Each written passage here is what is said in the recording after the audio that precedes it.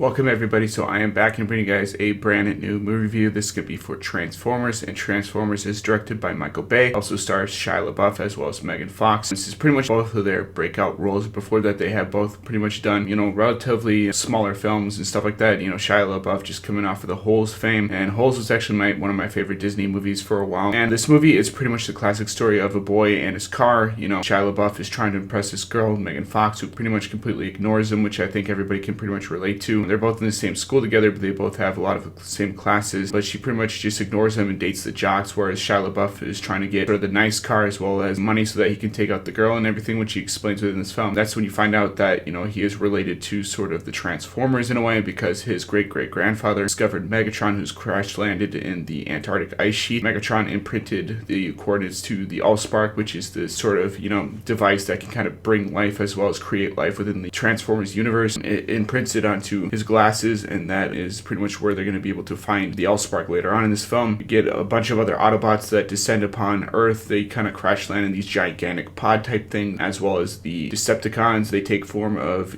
vehicles and stuff like that. Peter Cullen's Optimus Prime pretty much takes the form of a semi-truck, whereas you got Ratchet, who gets this Chevy truck and pretty much decked out in all black. You get Jazz, who's kind of takes form as a sports car. So each and every one of these Transformers, including Starscream, has their own individual sort of vehicle. Starscream is an F-22 Raptor. Megatron is just this sort of hybrid of a normal aircraft and an alien vehicle. Megatron was changed from being sort of a gun in the Transformers cartoons to being this stealth aircraft, which I know a lot of people complained about Michael Bay kind of changing some of the Autobots and the Decepticons and the way that they look from their G1 sort of Transformers looks. But I really do think for the modern day update, you couldn't have Bumblebee being sort of a VW Volkswagen. It just wouldn't look as cool as sort of a Camaro. And I really do think that while the new Bumblebee movie is really good, that the sort of old school VW Volkswagen is not as interesting as a Camaro, just because the Camaro is a little bit faster and it has a little bit more parts and stuff like that to it. So it just looks like it would fit the look of that Transformer a little bit more. But I kind of understand why Michael Bay had to make some changes and do the stuff that he did just to update it and make it look a little bit different. That being said, I do like the fact that for Bumblebee that they did go back and do the whole Generation 1 look to it, but I'll save that for a different review. Basically, Sam Witwicky is taken by his father to this sort of car dealership. They go to the car dealership and the guy is offering them vehicles and stuff, and then Bumblebee kind of strolls up and kind of slaps this side of the door of the Volkswagen, kind of making a nod to the old school Generation 1 Bumblebee, which was a Volkswagen Beetle. And so Sam Witwicky gets inside of the Camaro. He's like, oh yeah, this is cool. I really like this. It's a 67 Camaro as well. And lately I've been seeing a lot of those on the roads just because I think everybody's just inspired by Transformers to kind of get one. Sam Witwicky ends up taking this one home, and his parents are not really too thrilled because they think it's an old beater junk vehicle. Sam Witwicky discovering that it has an Autobot logo on the wheel of the vehicle. Little does he know that that's actually an alien Transformer from the planet Cybertron. Cybertron was in this alien war between Megatron, who's trying to take over power, and Optimus Prime, who's actually their current leader. Megatron trying to overthrow the Autobot and kind of lead this sort of tyrannical rule over Cybertron. This war pretty much destroying the entire planet, and as we learn in later movies, they kind of failed, which is why they had to make their crash landing to Earth. Megatron's on this mission to find the Allspark, because if he thinks he can get the Allspark, then he can pretty much bring Cybertron back to Earth, which is kind of the plot of the third movie. Meanwhile, we've got Optimus Prime, who has to search for it because he wants to stop Megatron before he's able to grab hold of the cube. And then you've got this sort of chase sequences between some of the Autobot Decepticons. There's even a police Decepticon, which is a police cruiser, and it says to pursue and enslave or something like that. It was a really funny line and everything, and I really do like that, how they kind of put that on the side of it. And you got this cool little Decepticon logo on the front of the vehicle, and it's pretty much an all decked out black police cruiser and everything, and it's chasing down Sam Witwicky looking for the glasses. And you get that sequence where the military is attacked by Soundwave emitting this gigantic pulse after the military kind of tries to quarantine the area that Soundwave is in, and he kind of transforms, is gunning down everybody and pretty much takes control over the military base. A few of the military members, one of which is played by Josh Duhamel and Tyrese Gibson, kind of escape. They're trying to formulate an attack to kind of go back after the Decepticons, and they're attacked by Scorponok. Scorponok being sort of this, Transformer that was really only in sort of the promotional toy stuff for McDonald's, which I had a Scorponok figure as a kid, which I think was pretty cool that they put him in there. They kind of surround Scorponoks and they actually eventually kill him, which kind of leads them to figuring out how to take him out with Sable rounds, which they use for AC-130 Spectre gunship that kind of takes out Scorponok as they're kind of laser targeting the sights onto him. So you got that cool action sequence, and there's an attack sequence that takes place in one of the secret facilities within Nevada. Megatron escapes and he's pretty much destroying everything, and this facility is pretty much deep within sort of the walls of the Hoover Dam and everything, and Megatron escapes and is pretty much targeting the Allspark, which is being taken by Sam Witwicky for safekeeping while being being escorted by the Autobots. This leads to a fight within the city, and eventually Sam Witwicky putting the Allspark inside of the chest of Megatron as Megatron and Optimus Prime are fighting. This movie kind of blew my mind as a kid. You know, there's a lot of movies that do this, but this movie had a really, really good story. All the actors did a really good job. Even the parents, who I thought were a little bit annoying at first, actually did a really good job by the end of the film. You kind of connected with Sam Witwicky's plot of trying to win over his future girlfriend, which is Megan Fox's character, which is way out of his league. You know, she's kind of ignoring him and dating these kind of asshole characters. We later learn that he actually tried out for the football team and everything, and that didn't pan out. This eventually leads to her kind of realizing that there's something within this kid after they finally first meet. And, you know, Sam Witwicky is fighting with the Autobots and Decepticons and everything, and she kind of grows attached to him through that. You know, there's this funny moment in the beginning of the film where Sam Witwicky is looking for his glasses and everything, and the Transformers are all around, and they're trying to stay hidden, but they're kind of lumbering around and making a lot of noise. And, you know, his parents are kind of searching the room late at night, and they think that maybe Sam Witwicky is doing something that he probably shouldn't be, and actually it's just Megan Fox being in the room with him, and she kind of introduces herself, and that's when you get the Sector 7 people that come and grab them, and you get that cool sequence where Optimus Prime kind of stops him, and he's like, taking the children was a bad move, which was one of my favorite lines of that movie. Like, it kind of gave me the chills because you finally hear Optimus Prime for the first time, and Peter Cullen does a really good job as Optimus Prime. You got Hugo Weaving as Megatron, and Hugo Weaving is pretty much good in everything, so I really didn't have a problem with him as Lord Megatron. We got Starscream in this, and he's played by the actual actor from the cartoon series as well. Michael Bay went out of his way to make a really, really good film for this first film franchise, and I really do like the vehicle of Barricade. You know, Barricade is this police cruiser, like I said before, who has the two slave and pursue or whatever that's on the side of his car, and, you know, that vehicle is really, really intimidating. That vehicle is really scary and everything. I like the fact that these cars kind of change from, you know, vehicles to Autobot and Decepticons, the drop of a hat and everything, and the practical effects and stuff that they use using like mostly real sets and real locations and stuff like that mixed in with the CGI is just something that you don't really hear nowadays.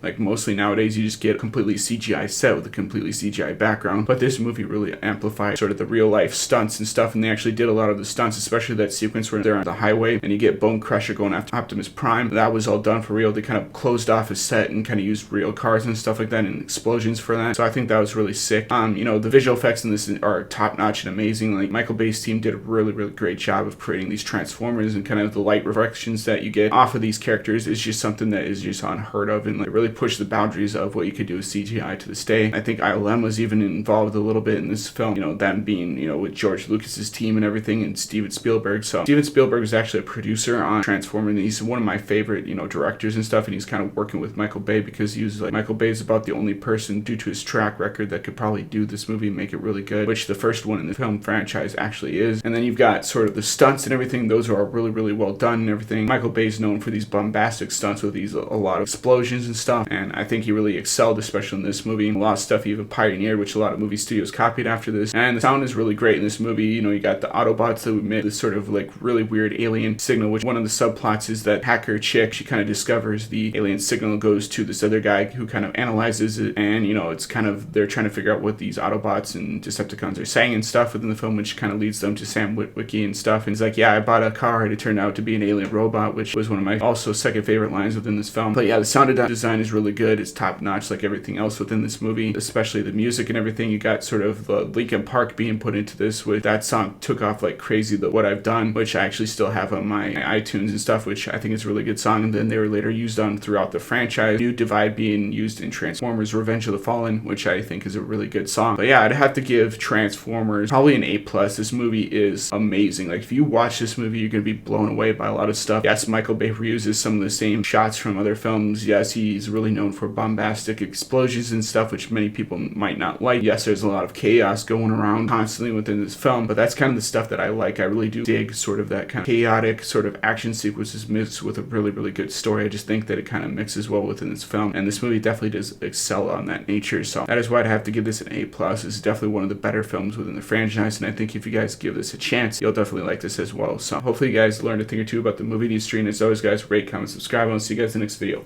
Peace out.